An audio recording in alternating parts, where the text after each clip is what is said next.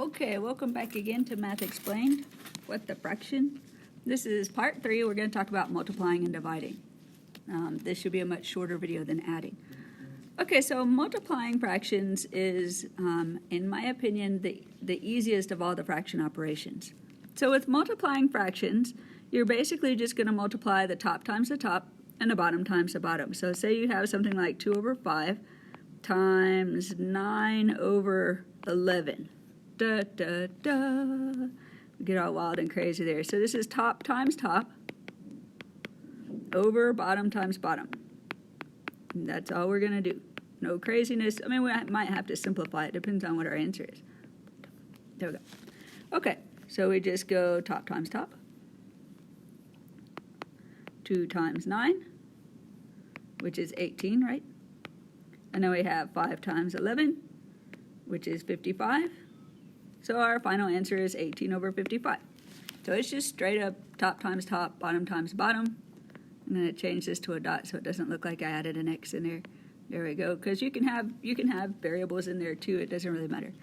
We can coexist peacefully with our variables. Okay, let's say we have another example. Let's say you have, on the subject of variables, let's get even wilder and crazier. Let's say we have 3a squared over 2b, or not 2b, that is the question. And then we're going to multiply it by 4 over 5.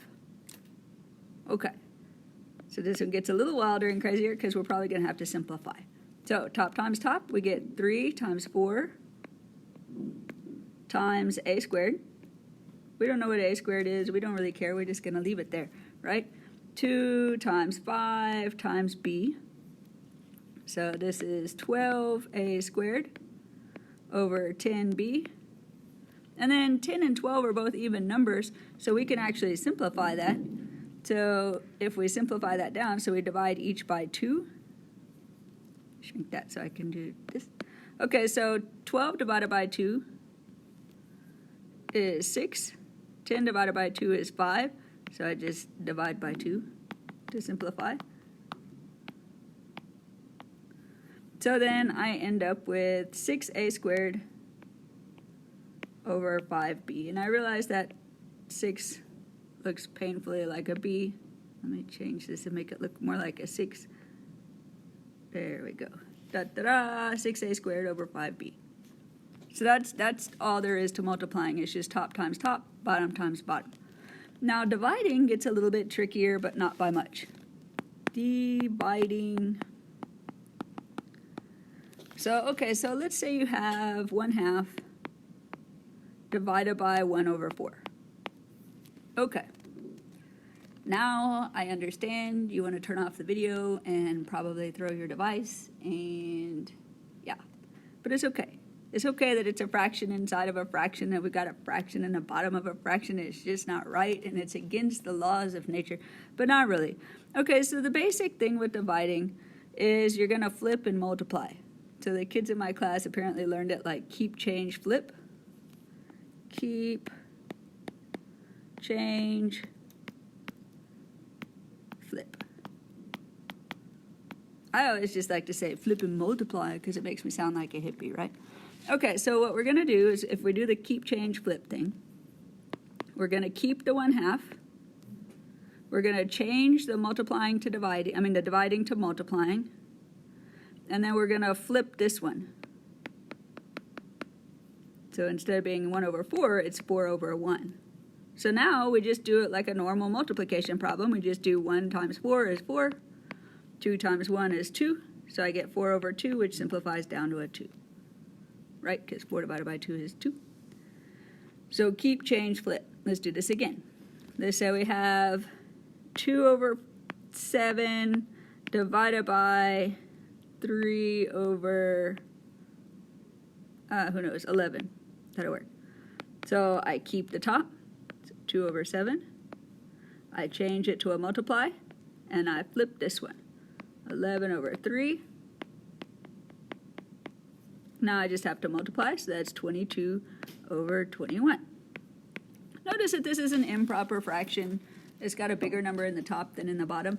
when you're in elementary school, they want you to simplify that, and it would be like 1 and 1/21st. But once you get out of elementary school, for the most part, nobody really cares. You can leave the improper fraction as an improper fraction. Nothing's going to like implode on itself or anything like that. The place where you normally see improper fraction like 4.5 would be like in cooking or baking, where they say, okay, well, add 4.5 cups of flour. They don't say add, 9.5 cups of flour, right? Like they wouldn't say that. But so you see mixed fractions there, or sometimes like in construction, if you're measuring something that's like 5 3/8 inches long, whatever. But yeah, mostly we just, like in math and science, mostly we just leave it as an improper fraction, and that's okay. The last thing I wanted to mention was exponents in fractions, because it's just really quick. I don't really want to make a separate video for it. So exponents in fractions. Let's say you have a 2/5, and we want to raise that to a power of 2. Okay, so if you square something, what you're really doing is you're multiplying it by itself, right? So 2/5 times 2/5. Well, notice that's really the same thing. That's just 2 squared over 5 squared. So what happens when you're applying an exponent to a fraction is this exponent goes to here, and it goes to here. This is not a distribution thing. So it's not like, before, if you've seen any other videos, if you had like x plus 2 and you squared that, that is not x squared plus 2 squared, right?